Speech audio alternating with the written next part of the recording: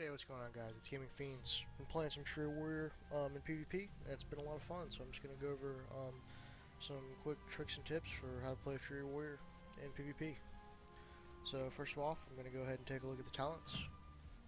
If you're playing Fury Warrior, you probably already know a lot of these. A lot of these are really just pretty easy decisions. But for the first tier, don't do Warbringer simply because it causes the charge cooldown to be too long, and it just hinders your mobility a lot, so you're going to choose between these two. Really, either one of these is viable. Personally, I go with double time because I like to be able to use charge twice in a row immediately. You know, whatever, if you charge a hunter and then they disengage, you can charge again right away. But Juggernaut is also good. You can choose either one of these, basically just up to your personal preference. For the next tier, pretty much go ahead and grab Enraged Generation here. Don't get Impending Victory. Second Wind was given a buff, so you gain 25% leech now, but Enraged Generation is still probably the way to go. But I would not count Second Wind out necessarily, but go Enraged Generation. For this next tier right here, I'm currently going Unquenchable Thirst to increase my survivability, and it causes you to get more procs because Bloodthirst does not have a cooldown. However, if you're playing with a healer or to maximize your DPS, go with Sudden Death. It's going to make your damage go up a lot because you get those executes. And 2.64 procs per minute, so that doesn't seem like a lot, but the execute just hits really hard, and that I see a big difference in my DPS whenever I choose this. But if you're playing with another DPS or something like that, you probably want to go ahead and grab Unquenchable Thirst because it causes you to generate more rage and be more survivable because Unquenchable Thirst causes Bloodthirst not to have cooldown, and Bloodthirst will heal you. Go ahead and look at the next tier. Don't go with Dragon Roar because it has a long cooldown and it does not stun.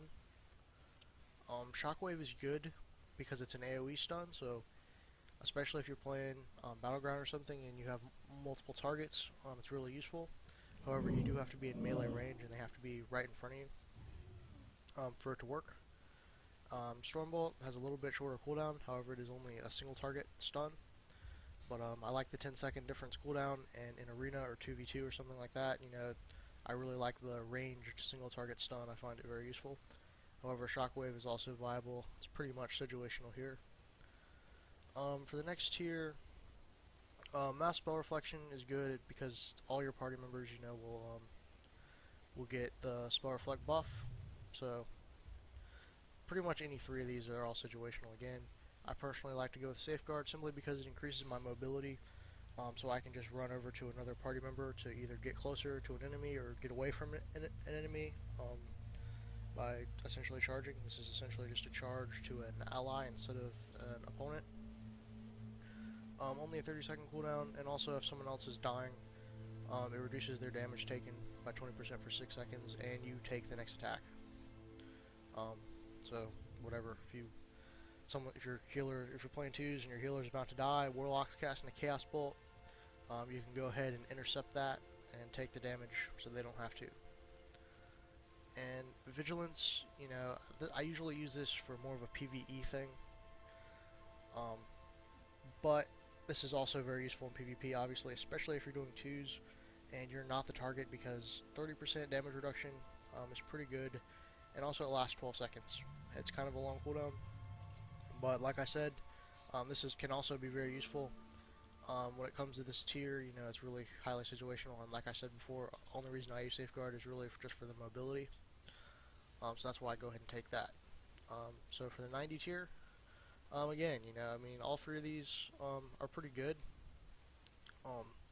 Bloodbath, it's a movement. They slow down the movement speed of whoever you're attacking. Does 30% additional damage as bleed damage, as damage over time. So I personally don't really like to use this one. I like to take Bladestorm just because Bladestorm is just really good. It does a ton of damage. It's AoE. It's just an awesome ability. And Avatar, you really can't count this one out either. I see warriors using it a lot. Although it is a pretty long cooldown, it lasts for a long time. You deal 20% damage, and it even removes all roots and snares, which as a warrior can be a serious problem. because you really don't have a lot of stuff to get out of a root or snare. So, like I said again, this is all pretty situational as well. However, personally, I just love Bladestorm. It's an awesome ability. That's why I go ahead and take that. So for this next tier right here, it seems like I never see Ravager. I really like that ability, but it doesn't do a ton of damage and it's all AoE. And yeah, I just really wouldn't get it unless you know you're an Ashran or whatever, trying to hit a bunch of targets. Siegebreaker, as far as I can tell, this is pretty much a terrible ability, and don't get it. It has a stun for 1 second, which, I mean, come on, it's a 1 second. You know, I don't think, and it's a kind of a long cooldown. Does decent damage, but I never see this ability, or if I do see it, it's from someone who isn't good that I then kill. Anger Management is what I go with, just because it's a passive and you really don't have to do anything, but also because you're spending a lot of rage as a Fury Warrior, and it will reduce the cooldowns of like all of your cooldowns, like all your main cooldowns. You can see the list there, you know, whatever talent you're using. You know, Bladestorm is already a 60-second cooldown, so if you're spending rage or reducing its cooldown, whatever Stormbolt is a 30-second cooldown. Whenever you're spending rage or reducing that cooldown.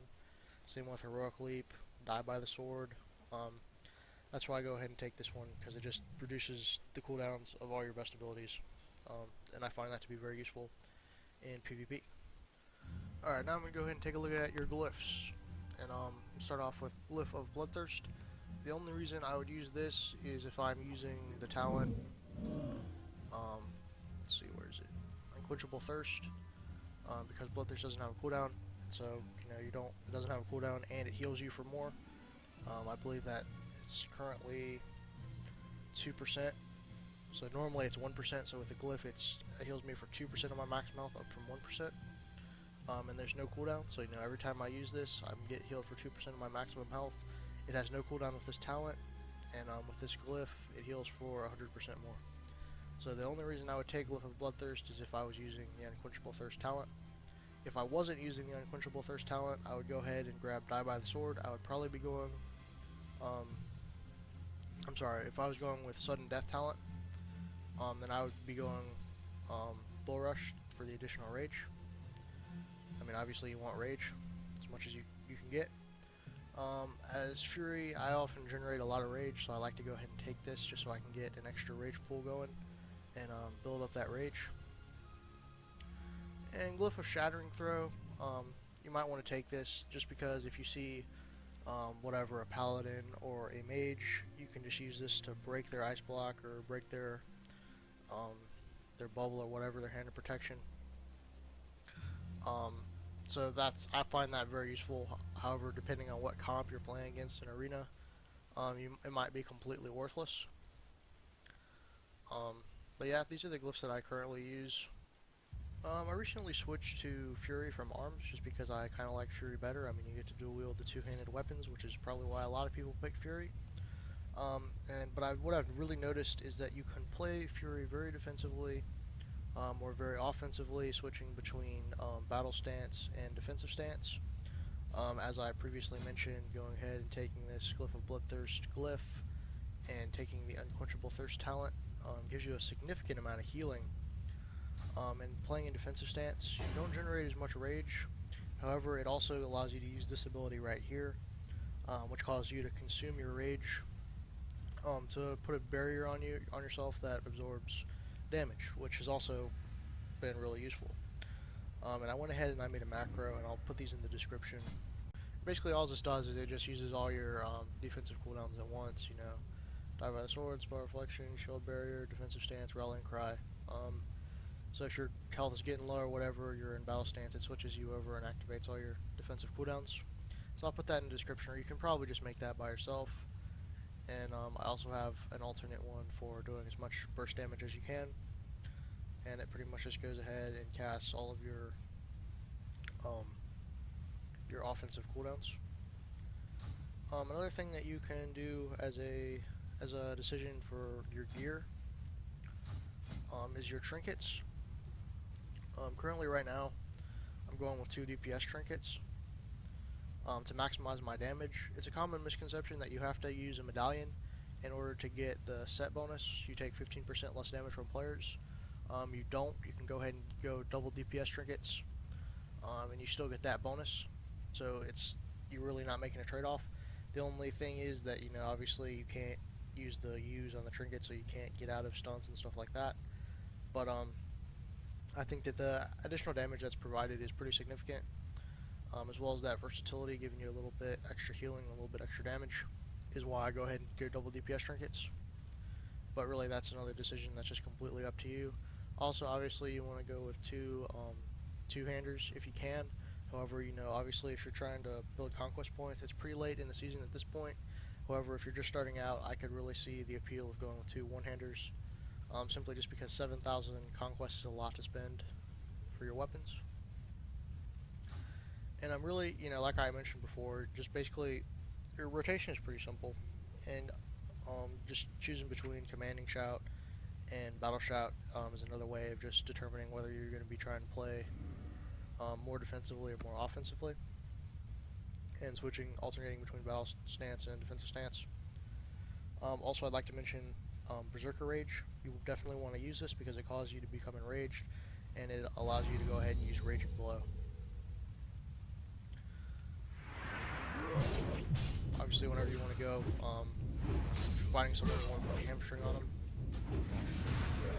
you'll get this proc. Sometimes it'll give you 2 free wild strikes. Definitely want to take advantage of that. First damage macro in Blade Storm, that's where you get a ton of DPS from that.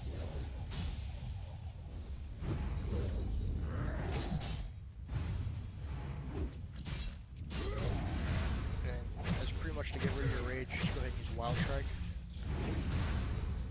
As you can see, whenever I roll with this Unquenchable Thirst talent, and I can pretty much go ahead and spam Bloodthirst, it generates a lot of rage. And you can then use that rage on Raging Blow and Wild Strike, or if your health is getting low or something like that, like defensive macro and switch over to defensive stance. And now that I'm in defensive stance, you can really see that Bloodthirst is healing me, and I'm still generating a lot of rage when I'm using it. And then I can use that rage to activate Shield Barrier, which actually makes Fairy Warrior somewhat survivable. If you generate rage using Bloodthirst, it gives you a lot of healing, and then you use that rage on the Shield Barrier to absorb damage. And that's really the defensive way to play. The offensive way to play is pretty much just do the same thing. And instead of spending your rage to use that Shield Barrier, use it on Wild Strike, which will make your damage go up.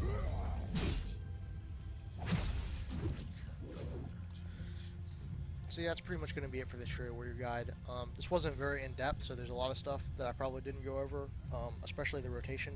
What you guys think in the comments, if there's anything I left out or anything that you guys personally change, or any differences that you play when you do Fury, go ahead and let me know. But for this video, guys, thanks. Like, comment, subscribe, it's gameplay time.